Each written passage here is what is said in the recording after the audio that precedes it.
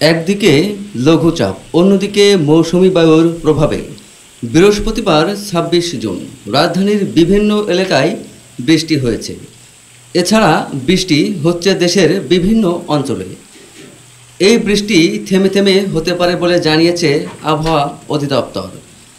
আবহাওয়া সতর্কবার্তায় বলা হয়, উত্তর পশ্চিম বঙ্গোপসাগর এবং আশেপাশের এলাকায় একটি লঘুচাপ সৃষ্টি হয়েছে।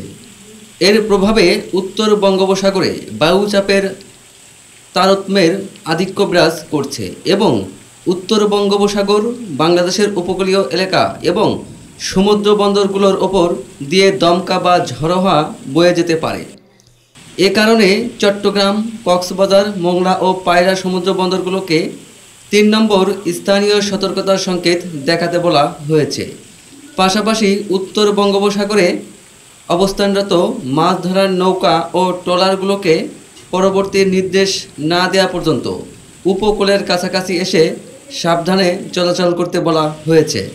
আবহাওয়া অধিদপ্তর জানায়, লঘুচাপের পাশাপাশি মৌসুমি বায়ুর অক্ষের বর্ধিকাংশ উত্তরপ্রদেশ, বিহার, পশ্চিমবঙ্গ ও বাংলাদেশের মধ্যাঞ্চল হয়ে আসাম পর্যন্ত বিস্তৃত রয়েছে।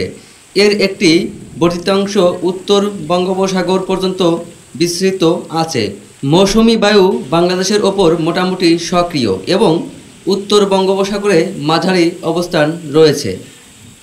আজ বৃহস্পতিবার সকাল ৯টা থেকে পরবর্তী ২৪ ঘন্টার পূর্বাভাসে বলা হয়, রংপুর, ময়মনসিংহ, বরিশাল, চট্টগ্রাম ও সিলেট বিভাগের অনেক জায়গায় এবং রাজশাহী, ঢাকা ও খুলনা বিভাগের কিছু কিছু জায়গায় অস্থায়ীভাবে দমকা হাওয়া সহ বিদ্যুৎ চমকানো বা হালকা থেকে মাঝারি ধরনের বৃষ্টি বা বজ্রসহ বৃষ্টি হতে পারে। সেই সঙ্গে দেশের কোথাও কোথাও মাঝারি ধরনের ভারী থেকে ভারী বর্ষণ হওয়ার সম্ভাবনা রয়েছে। সারা দেশে দিন ও রাতের তাপমাত্রা প্রায় অপরিবর্তিত থাকতে পারে।